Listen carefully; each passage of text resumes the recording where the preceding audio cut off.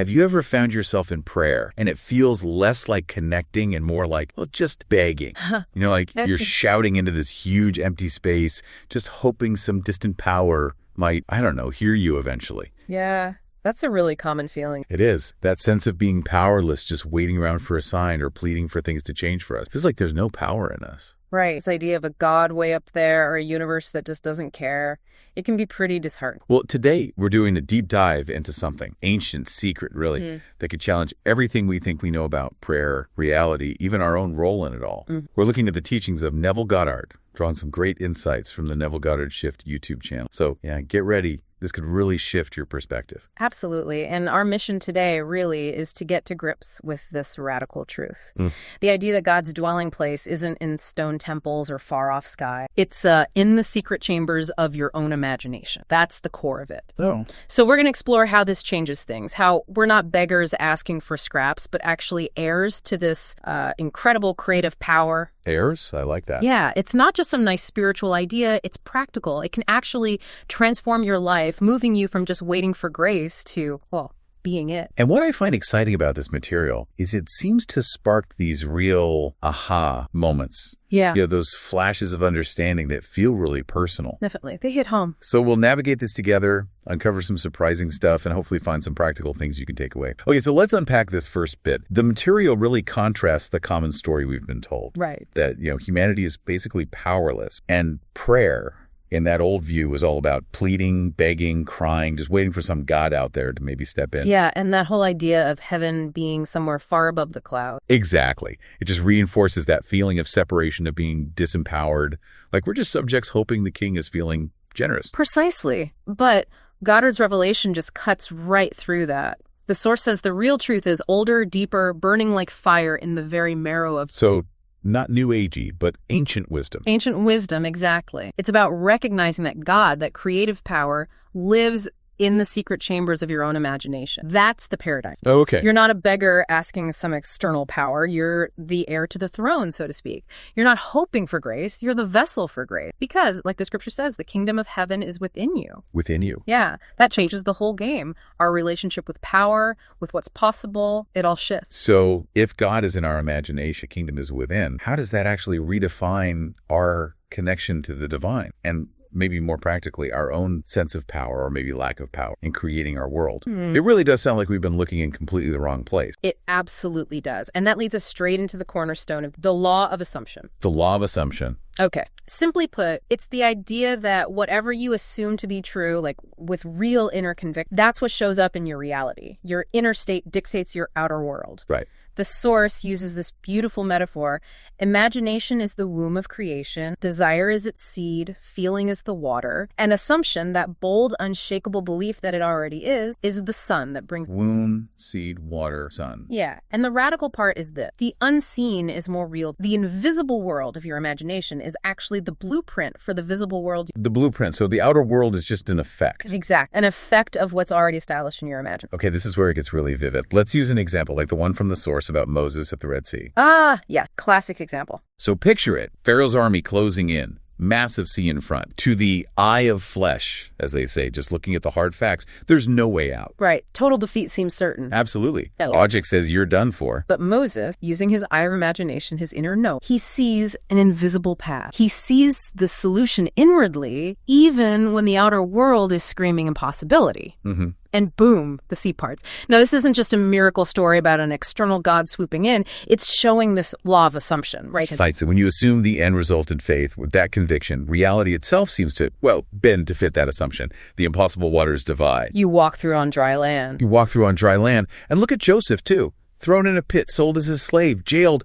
Outwardly, his life looked like a disaster. Yeah, total victim narrative from the outside. But inward, he held a vision. He saw himself exalted, in charge. His inner conversation declared triumph, even when his outer world screamed defeat. So the setbacks were just part of the journey towards that inner vision. Exactly. Every prison door, every challenge was just a step. It shows so clearly that facts bow to faith. When your inner conviction is strong enough, the belief that it's already... It really makes you think, how often do we focus only on the facts stacked against us, the bank balance, the difficult relationship, whatever it is, instead of daring to hold on to that unseen possibility in our imagination? It's a huge challenge to how we normally operate. It really is. It challenges us to shift from just reacting to actually creating from the inside out. Okay. And that brings us right to the practice. Living in the end. Living in the end, right. It means you actually take up residence in the state of your desire already being fulfilled. You don't just wish for it. You occupy the feeling of having it right now. Like Jesus taught, believe you have received it and it will be yours. Exactly that. It's not an empty ritual or just positive thinking. It's the daring act of entering the end, fully feeling what it's like to already be there, have that, do that.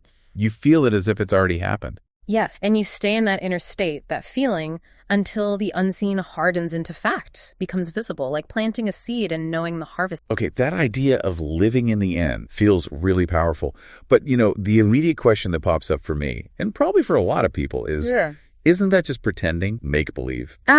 Yeah, the pretending question. How is this different from just wishful thinking? Yeah. Especially when, reality seems to be saying the exact opposite. That's a really important distinction. The source clarifies something. Imagination isn't some tool you use now and then. It is the fabric of consciousness itself, the ceaseless activity of your own mind. So we're always imagining. Always. Every single moment. Every fear, every worry, every little internal chat you have. That's all imagination clothed with feel. You can't not imagine. Okay. I see. So the choice isn't if you imagine. The choice is how. Are you doing it unconsciously in fear, creating stuff you don't want? Or are you choosing to do it deliberately in faith, directing it consciously towards what you do? So it's about becoming conscious of this power we're using anyway. Exactly. Becoming the deliberate artist of your inner world instead of letting it run wild unconscious. That makes so much sense. And it really shines a light on how important our inner speech is. Like, it's the silent architect of your fate. Absolutely. What are those conversations we're having inside our heads all day? What words are echoing in there? The source says, so simply, let the weak say, I am strong. It's not just saying words, is it? It's a declaration, an assumption. It's clothing yourself internally in that state. You become what you declared yourself to be because that I am your awareness. Right. So sticking with that assumption, especially when everything outside looks contrary, that needs, persistence. Persistence. The source calls it the commandment of faith because, yes, appearances will mock. Facts will seem like giants trying to intimidate you, just like they did for Moses and Joseph. It takes guts. It does, but you have to hold the state until it hardens into fact. Think about a seed in the ground. It's invisible, right? But its growth is inevitable if you tend. Okay. Your assumption, if you persist in it, has to manifest. Goliath falls because David, the Red Sea parts because Moses assumed passage, prison doors open because Joseph held his vision. Persistence is that unwavering. This brings up something really profound, maybe even freeing. What about regrets? Those painful memories from the past that just seem to stick with us. Can we actually change the past? Yeah. Or at least change how it affects us now? It often feels like we're just stuck with those scars. This is where the concept of revision comes in, and it's incredibly liberating. The source suggests imagination doesn't just create the future, it can actually redeem the past. Redeem the past. How? It's not about denying what happened, it's about changing its power now. The process is like this. You go back in your memory to a scene that was painful, but instead of replaying it as it was, you consciously rewrite it in mind. You imagine it happening the way you wished it had happened. Feel the positive outcome, the resolution, the triumph, as if it always happened. So revise the memory itself. Yes. Revisit an argument and imagine it ending in understanding. See a mischance turn into success. And you persist in replaying that revised memory, feeling it real until it sinks into your subconscious. The idea is that time itself bends before imagination. It's not just a psychological trick. It changes the energetic weight of that memory. It leads to transformation by the renewing of your mind, freeing you from past change. Now, let's go even deeper, right to the core. The concept of I am. I am, okay. The source explains this is the fundamental awareness. It's not a name like Bob. It's the pure state of being. Remember Moses asking God's name? The answer was simply, I am. Right. I am that I am. Exactly. And that holy name isn't some faraway deity. It's the core of your being, your conscience. And here's the key. Whatever you add to this eternal name, you clothe yourself in. You clothe yourself in it. Yeah. If you think or feel I am weak, then weakness becomes your experience, your garment. But if you assume I am strong, strength becomes your reality. It's not just repeating words. It's an assumption that defines your I am is your real power. So given that, this idea of I am as our creative core, our very being, how does this totally change how we see reality itself? It sounds like we're way more responsible maybe than we thought. It absolutely does. It points to the idea that consciousness is the only reality and that the world you experience is literally yourself pushed out. Myself pushed out like a projection. Exactly like a projection. Your inner state, your consciousness, your assumptions, that's the projector film. The world is the screen.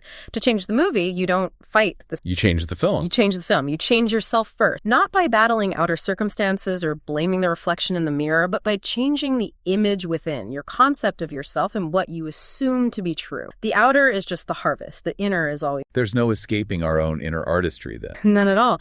And this reframes desire too. It's not just wanting stuff. Right. The Source calls desire a summons, like a whisper from the unseen. It's God's map pointing you to the treasure that is already yours. Already yours in potential. Desire is seen as prophecy, meaning its fulfillment already exists in the unseen. You wouldn't feel the desire unless its fulfillment was possible, was prepared for you, waiting for you to claim it through assumption. So desire is actually a good sign, a pointer. A beautiful point. The universe nudging you towards what's inherently yours. That's a really lovely way to think about it. So this whole journey, it sounds less like trying to get something new and more like waking up to what's already inside us. Precise. A journey of of remembering. Not discovering something external, but remembering what's internal. Exactly. And people throughout history have lived this way. Abraham counted stars, assuming descendants when he had none. Hannah sang of motherhood before she conceived. Christ gave thanks for bread before it multiplied. They were all living in the end. They were living in the end, assuming the wish fulfilled before the evidence showed up. So the journey isn't to acquire, it's to awake, not to reach out, but to remember, not to become, but to assume that you already are. It's self-realization. What an incredible journey we've taken in this deep dive.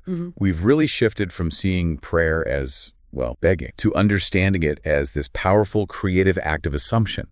Moving from feeling powerless and waiting for signs to recognizing our own inherent power, that we are the sign, the source of creation in our lives. Yes. Your imagination isn't just fluff, it's the actual instrument of creation. And your assumption, backed by feeling, that's the seed of reality shaping your world. And maybe the thought to leave everyone with, the world you see today is the shadow of the world you will see tomorrow is the shadow. Wow, that's potent. It is. It means the world is literally waiting for you to awaken. Life is waiting for you to assume your desire. The kingdom of your potential is waiting to claim it.